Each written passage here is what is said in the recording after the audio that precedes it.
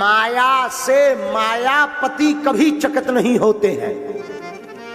माया को देखकर हमारे तुम्हारे जैसे लोग चकित होते हैं। ऐसे समझो, रुको रुको रुको रुको। जादूगर होता है गांव में, जादू दिखाता है, तो जादू से वो पंछी बना देता, सांप बना देता, हम लोग देखते रह जाते हो। पर जो साथ में जमूड़ा रहता वो नहीं चकित होता है।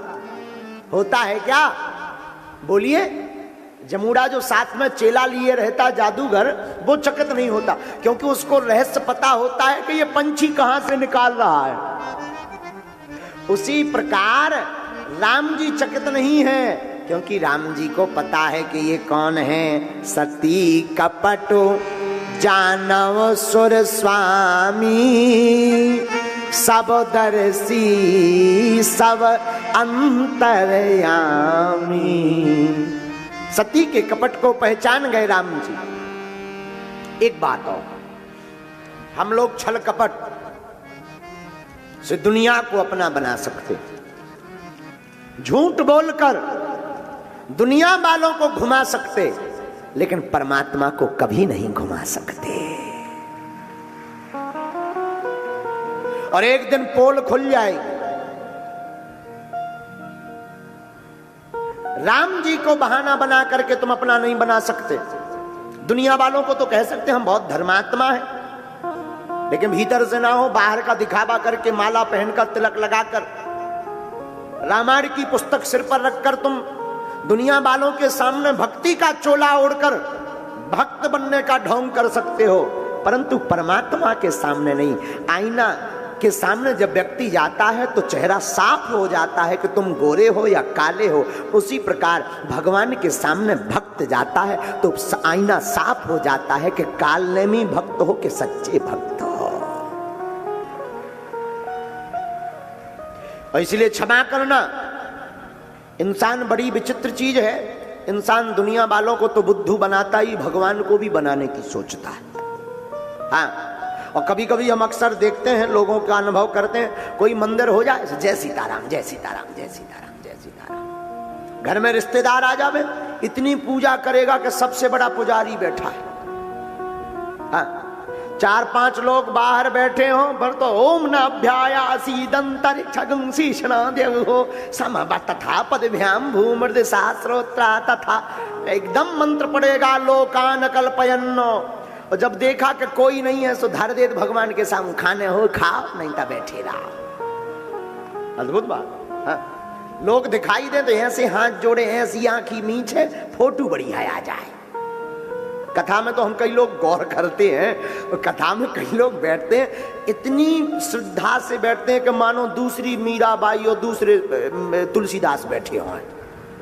आओ आओ, अकेले में तो कान लगा, भगवान सीताराम, आओ आओ आओ आओ। बड़ा विचित्र जमानो, राम ही बचावे अब तो, बजरंग ही बली सहाय। लेकिन ये आप लोगों की बात नहीं हम कह रहे, ये तो विदेशियों की बात। ये बता, क्षमा करना।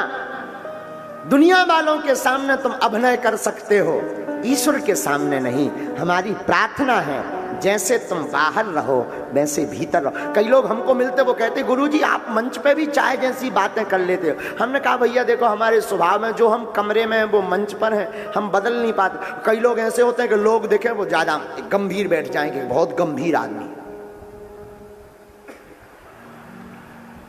अगर कोई हंसने वाली बात भी होगी तो भीतर चाहे हंस ले, लेकिन सबके सामने।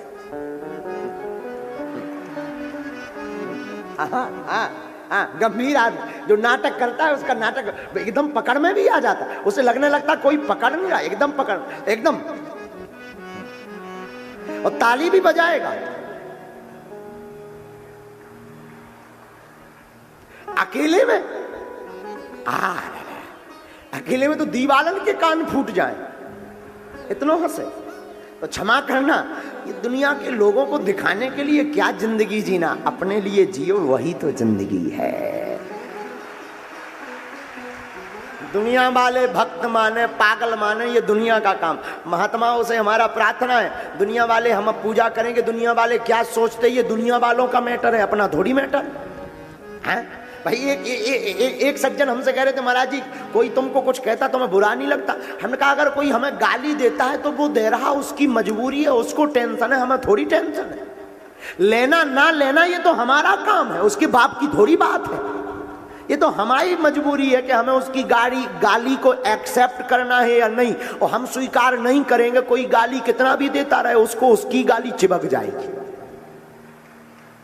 तो दुनिया वाले क्या कहते ये तुम आगे लगाओ, तुम्हारा मन क्या कहता। तुम्हारा मन कथा में कहे कि झूमना चाहिए तो झूम जाना चाहिए, तुम्हारा मन कहे कथा में कि रो देना चाहिए तो प्रभु के लिए रो पड़ना चाहिए, तुम्हारा मन कहे कि ठहाका लगाकर हंस देना चाहिए तो बिना विचार किए हंस देना चाहिए।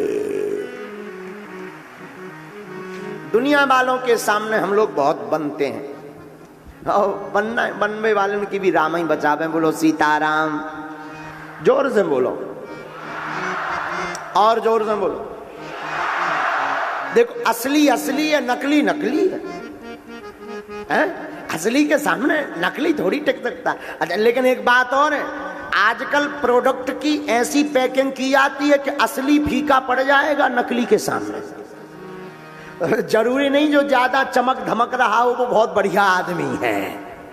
जो प्रोडक्ट ज्यादा चमकता धमकता है, ऑनलाइन प्रोडक्ट कई बार मोबाइल मंगाओ तो साबुन की भट्टी आ जाए, पैकिंग बहुत बढ़िया रहती, लेकिन हाँ पैकिंग तो नाम ही रहती है। तो जरूरी नहीं जो ज्यादा चमक धमक रहा हो वो भीतर से भी इतना ही चमक धमक वाला हो सकता बाहर से गोरा भीतर से काला हो।